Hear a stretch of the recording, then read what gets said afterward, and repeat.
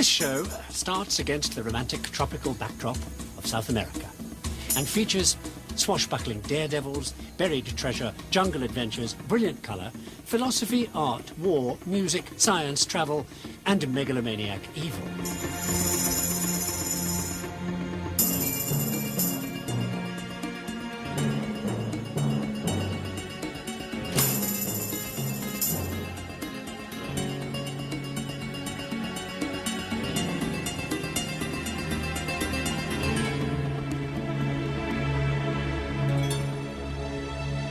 Oh, and I forgot to mention, also religion, major disasters, and international skullduggery. The usual humdrum, run-of-the-mill history story.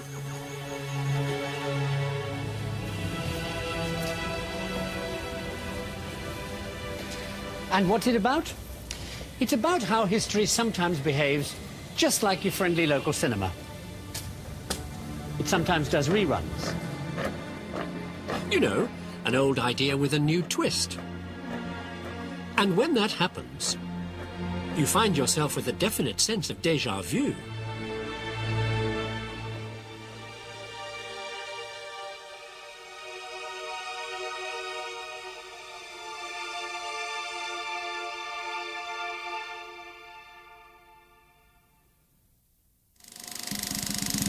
If you take a look at one of those old black and white adventure movies, you see how we Westerners used to think that in going out and grabbing bits of the world, we were actually doing all the people we happened to be taking over a favour.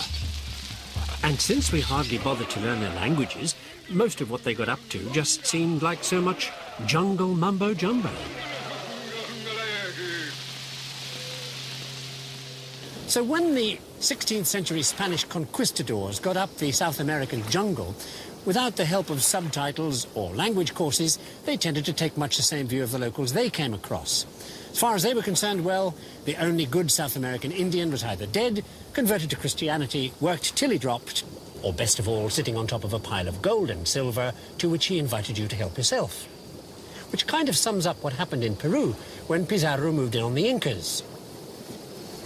Of course, it was all worked out back home before they left. I mean, even if Columbus had gone back home to Europe without a clear idea of what he really stumbled across, it was better to have things properly planned for the conquest of whatever it might turn out to be, no? So the Pope drew an imaginary line, that one, on an imaginary map of an imaginary world. And if you were Spanish, everything west of this line was yours. What a pleasant surprise that turned out to be.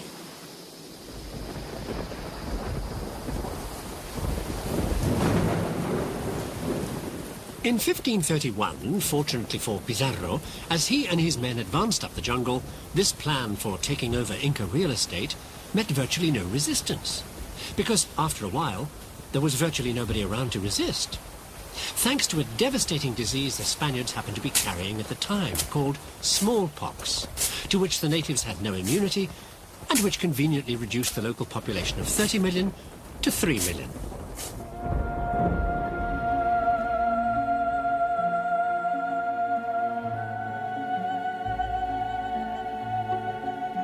With a little prodding from Rome, Jesuit missionaries destroyed thousands of primitive temples and idols and other such religious paraphernalia and replaced them with this European equivalent.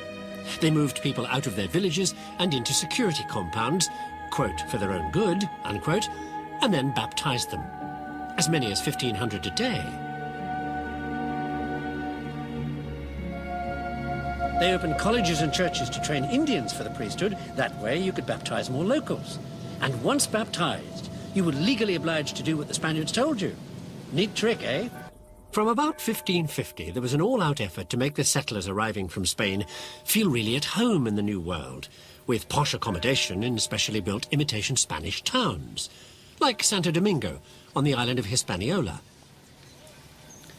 I mean, if you didn't remind yourself that you were out on the edge of the known world, you would have sworn you were in downtown Madrid if you came round a corner and bumped into this, eh? It's the palace of the governor of Hispaniola, who was the son of Christopher Columbus. Come and take a look. This would have been like sleeping in your own bed back in Spain.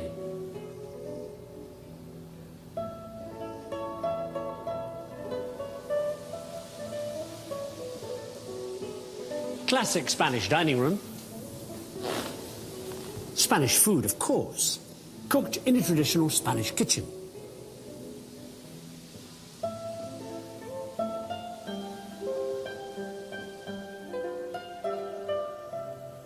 I wonder if they put the windows up here to hide the fact that out there was the middle of nowhere.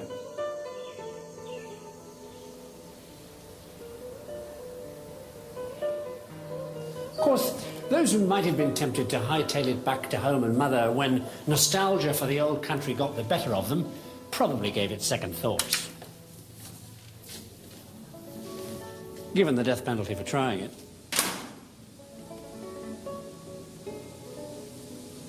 So, by and large, the settlers settled in considerable comfort. Most of them in the gold and silver export business, by now pouring billions into the Spanish treasury. Great news for the government back home in Spain. I mean, you can't be too rich, can you?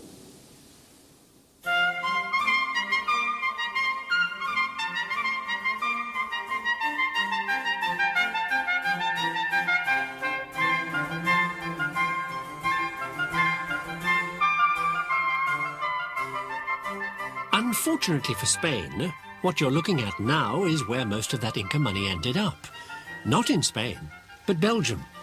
Here in Antwerp, with all these beautiful Renaissance palaces that pull the tourists in. Built with South American money. Just thinking about the way a place like this looks, I wonder if it's true that a place has a particular character.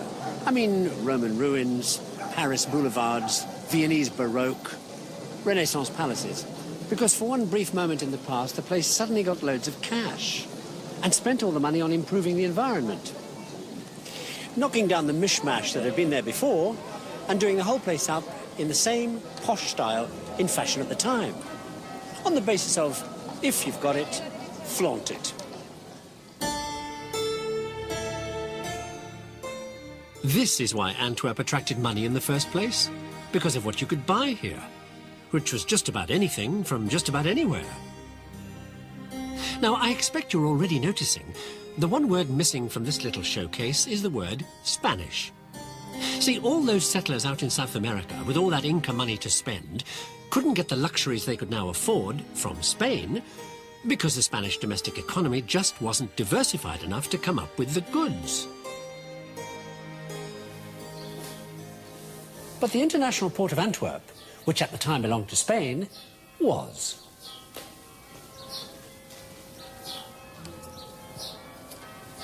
So, with all the general wheeling and dealing, it won't surprise you to know that Antwerp also kicked off the stock market. The first one ever. Started here in 1531, with all the discount rates, bills of exchange, commodity prices, promissory notes, bulk trading, credit transfer, clearing houses, and the general pandemonium and financial gobbledygook that stock markets have been ever since.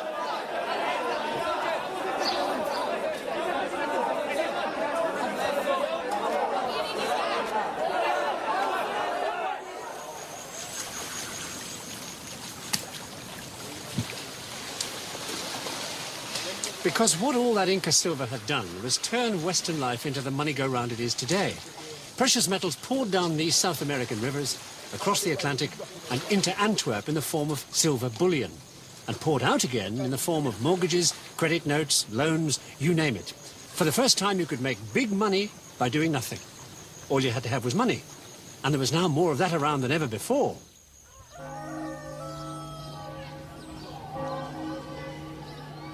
Which is why colonies were invented, like this English colony in Virginia. See, at the time, the new way for a European country to be powerful, win wars, and so on, was to have a new thing called a positive balance of trade. All that meant was getting your hands on as much as possible of that Inca silver floating around Europe by selling things to other countries. And the cheaper your manufacturing costs, of course, the more profit you made, and the more positive your balance of trade. Hence the colonies, whose only purpose in life, apart from producing the bare necessities to keep themselves going, was to produce some commodity or other that you could sell all over Europe for large amounts of money.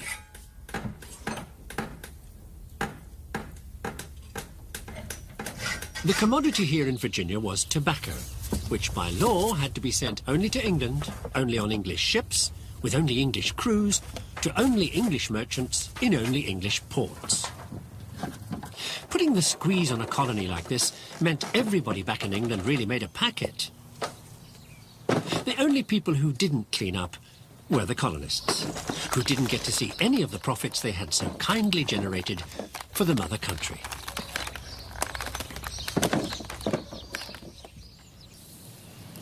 Actually, come to think of it, some of the money did end up getting back here. Here, to Williamsburg. Or to be more exact, to the building behind me. It's the College of William and Mary. Nice, isn't it? The second oldest in the US, and a real pioneer in education. And more to the point, founded in 1693 with some of those trading profits I was talking about. Well, trading profits may not be quite the right way to describe them, because this is where history makes some really extraordinary connections.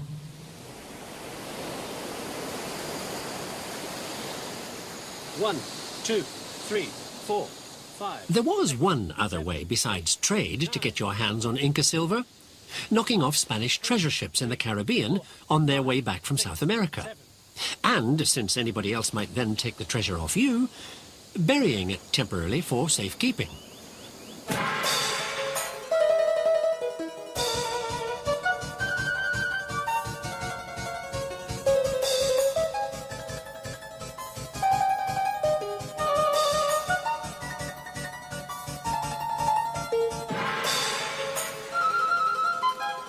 Look at that!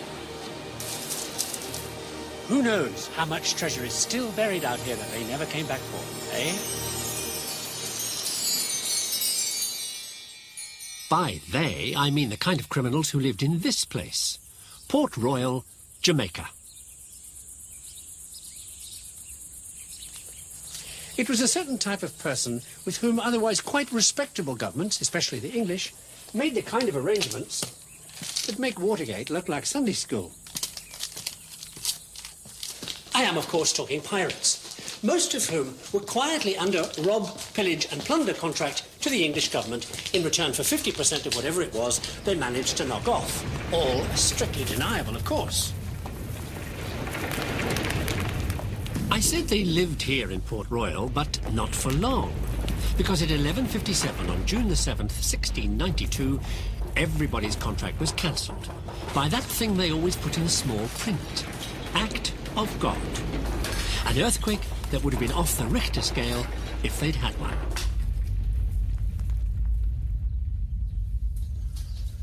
They never got the place straightened up since. Oh, I forgot the payoff. You remember I mentioned strange connections? Well, here's one. Since pirate profits could sometimes go as high as 5,000%, sometimes some of these privateering characters would do a little freelance work, and sometimes they'd get caught.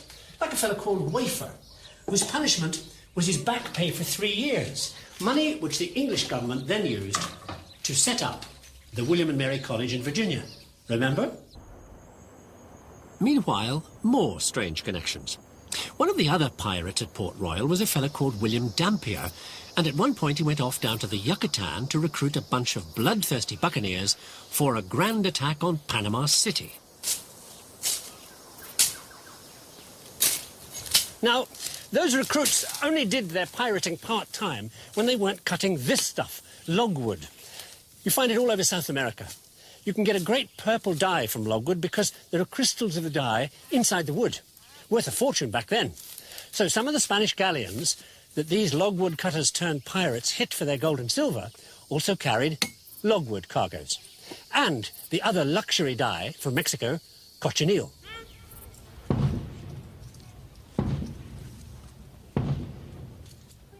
Back in England, the hijacked cochineal was mainly used to dye the First Army uniforms, kicking off the idea of redcoats and regimentation.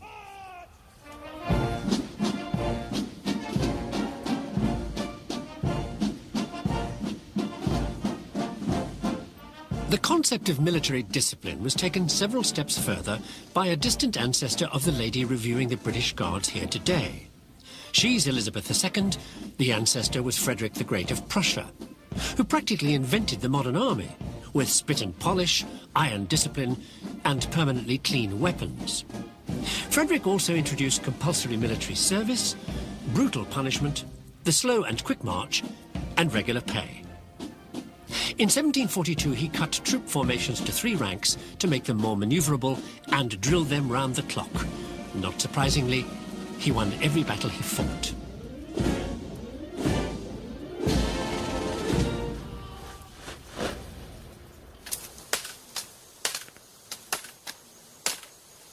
Now, Fred was also nuts about anything French, and at this time they were heavily into education theory. So being a thorough Prussian, Fred took things to extremes. Set up the first Ministry of Education, primary school system, regular exams, school inspectors. Made the whole thing compulsory. Made German kids what they are today, disciplined and knowledgeable. Which got his in-house philosopher thinking about knowledge. And in the nutshell this program has to put everything, here's what he came up with. The only way that anything you know, reality out there, has any order to it is because your mind gives it order, with categories. What is something? What does it do? Where is it? When is it? For instance, fire, heats, here, now. Once you've put the world into those categories, you can fill in the details. And he also said knowledge is really only 2 things. History, categorizing everything in time, and geography, categorizing everything in place. Music to the ears of simplifiers like me. Thank you, Immanuel Kant, whose ideas also persuaded a young man to leave the elegant sitting rooms of Berlin for the dubious pleasures of the jungle.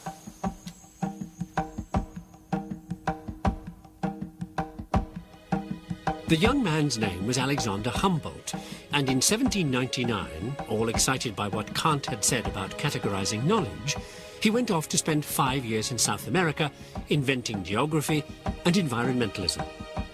Everywhere he went, he saw evidence of the intimate relationship between plants and animals and people, and the place where they lived. The environment held the key to success for all life forms. Humans were no different from the nature all around them.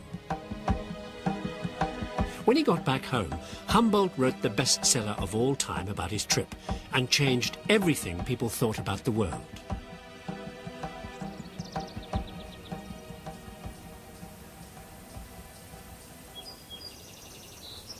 In 1874, one of Humboldt's greatest fans, a German travel writer called Ratzel, went on a tour of the United States. And it hit him like a ton of bricks. Humboldt was right. Environment was everything. A nation was just like an organism in nature. It needed space to thrive and multiply and spread. Look at the US, he said. Big country, big future. What Germany needed was room to breathe. Colonies.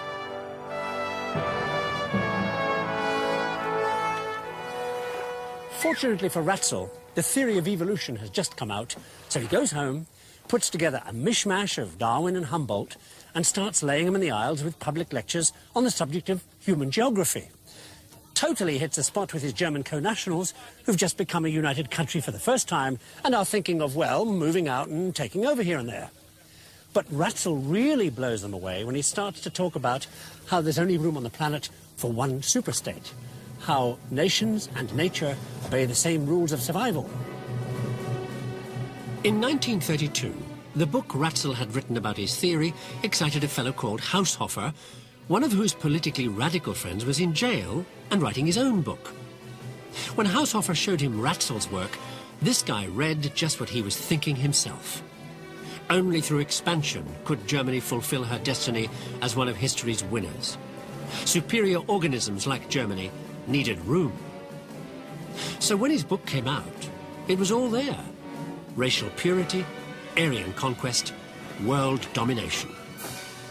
I presume you've guessed the name of this author. Deutschland, die Heil! Heil!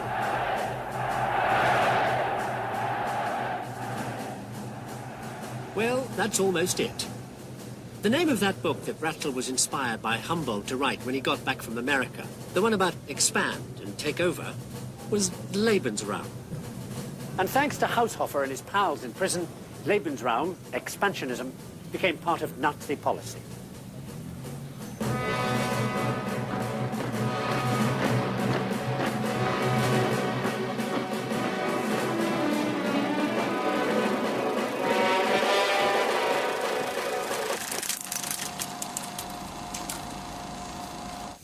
Lebensraum plans came in several stages. After winning the war in 1942, the plan would be, what else? Move out and take over. Make sure of raw material supplies forever by grabbing Central Africa and then South America. With plans for the locals here almost exactly the same as those of the Spanish conquerors centuries before. Fortunately for the locals here, and for the rest of us, that particular example of history repeating itself never made it past the Nazi movie makers. Hasta la vista.